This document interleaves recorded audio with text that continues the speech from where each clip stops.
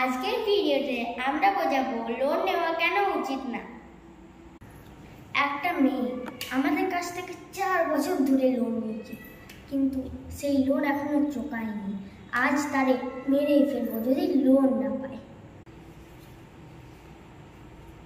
এই চাকরিটা তো ছেড়ে দিয়েছি, আমার চাল তার কিছুই নেই, আর লোনের আছে। কি বলবো আমি?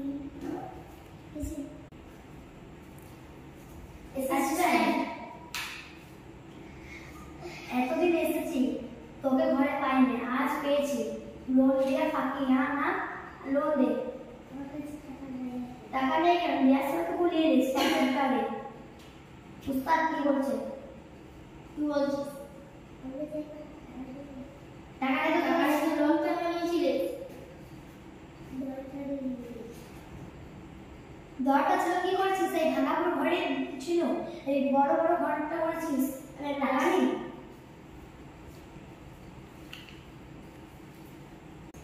এত বড় ঘর করেছিস, করে আমি ছেঁড়া জামা পরে টাকা নেই।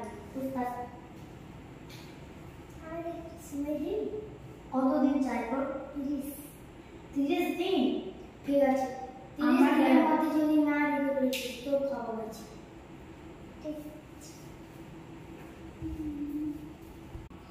এই মাধ্যমে বোঝা গেল যে দরকার হোক আর যাই হোক, লোন নেওয়া একদম উচিত না। দরকার সময় নিলেও তারপরে কিন্তু লোন একদম মুশকিল।